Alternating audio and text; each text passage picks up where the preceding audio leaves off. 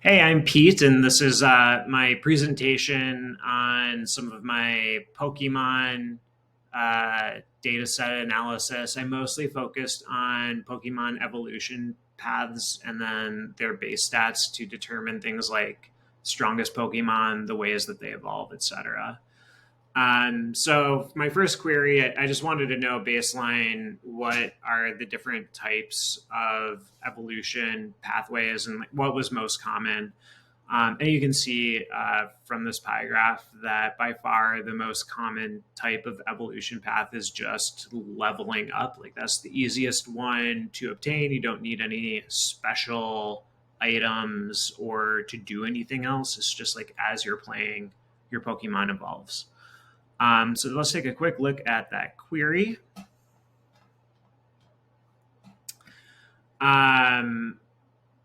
Fairly simple to create, but what I did want was to only look at Pokemon that are in their final evolved form for this particular graph.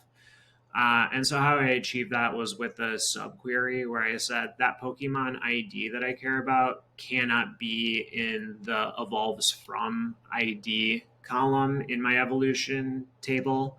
That way I just assured that this was like the final form. While we're here, let's take a look at my second query. For this one, I wanted to display just strongest evolved Pokemon and then use a rank to determine which ones are the strongest. I just talked about how I used this where clause to look at final evolved form Pokemon. I didn't bother adding that into this query simply because I was already ordering by strongest. And so I already knew that the strongest Pokemon are going to be the most evolved. I should talk about my operationalization for strongest. I was just adding together all of the base stats together and then just looking at, which one is the highest. So let's take a quick look at that data. And we can see a lot of these Pokemon are just level type evolution. So this big blue area, that's where these Pokemon lay. There was one Pokemon here that evolves via stone that is pretty powerful. Arcanine.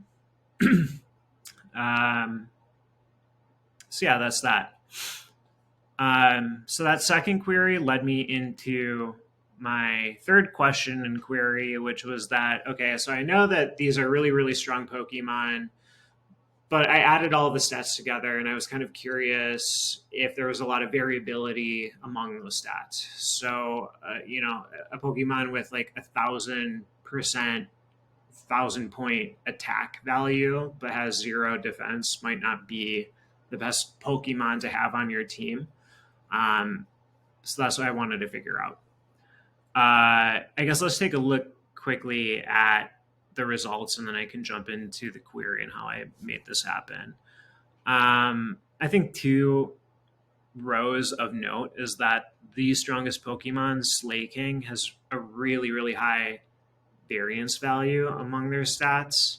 When I Googled a picture of this Pokemon, he's like a big fat ape. So I'm guessing he's super strong, but like also super slow.